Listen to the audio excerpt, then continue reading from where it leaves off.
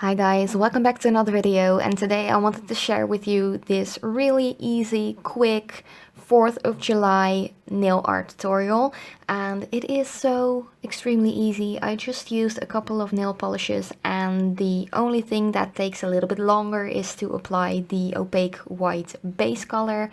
But yeah, if you're curious to see how I made this, please keep on watching.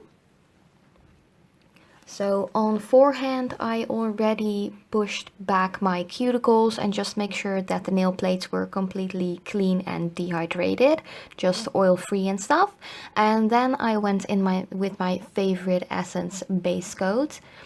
Then I'm going in with a white opaque Catrice nail polish, and I applied 2 layers in total because some nails weren't completely covered perfectly, or the white was a little bit see-through, and I just really wanted to make sure that the white base was perfect. Fortunately, this is like a super opaque white nail polish and you only need one thick or 2 thinner coats. And of course, don't forget to cap off the edges to make sure that your manicure will last at least a week. Without chipping, of course. And if you have any flooding around the cuticle area, just make sure to remove that while the polish is still wet. Or you could just remove it with a nail art brush and some acetone or nail polish remover. I do know that this nail polish is not available anymore. It's not made anymore, so that kind of sucks. But OPI and Essence do have some really good white nail polishes as well. Then, just to make sure I don't have to clean up tons afterwards, I'm going to apply a little bit of my Born Pretty store liquid latex.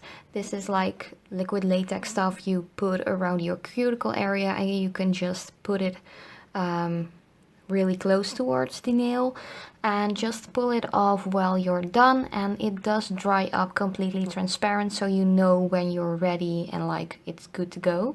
Then I'm going to apply a dry brush technique today, so just make sure that you get rid of most of the polish off of your brush before you go onto the nails.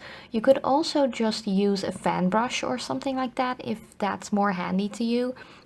But for me personally, just removing most of the nail polish off of the brush works perfectly. And I'm just going to randomly swipe the brush onto the white base. I'm going to do the same with that blue polish, and this one is just gorgeous. It has beautiful blue shimmer, but because this nail polish is a little bit more thin, a little bit more liquidy, I did have to reload the tip of the brush just slightly for each nail to make it a little bit more opaque. I didn't want it to go over every swipe twice, so I just added a little bit more polish to the brush for this one. And just splotch it on, just be like a painter, just like a Jackson Pollock almost kind of action. You just want to throw it on there.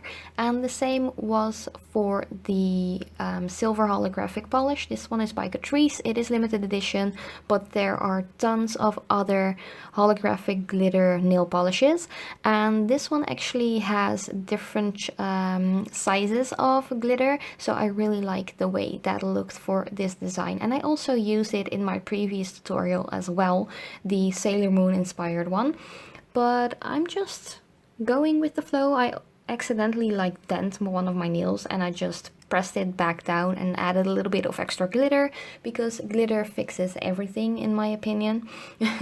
And that was actually already the entire design as far as the nail polish goes. So you just want to take off that liquid latex barrier with some tweezers, or you could just peel it off with your fingers as well. It's up to you what you find more easy to work.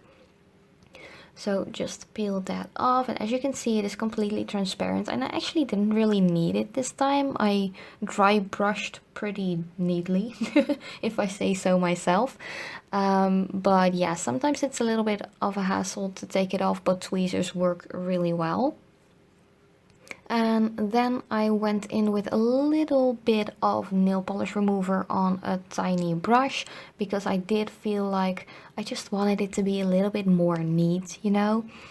And even though here in the Netherlands we don't celebrate the 4th of July and it's a really pure American like holiday, red, white and blue are the colors of my national flag as well. So I really like this design. It is like suitable for Dutchies as well. But I really hope you like this. It is a really quick one. Just apply a good amount of top coat and cap off the edges as well to make it last super long. And yeah, you could also just add some gold like studs or something to represent all the stars in the flag, but I really like the silver one and I'm more of like a cool tone kind of girl anyways. But thank you so much for watching. I hope you guys enjoyed. If you have any questions, just let me know in the comments down below and I will reply to you directly. But thanks for watching. I hope you enjoyed and I will see you next time.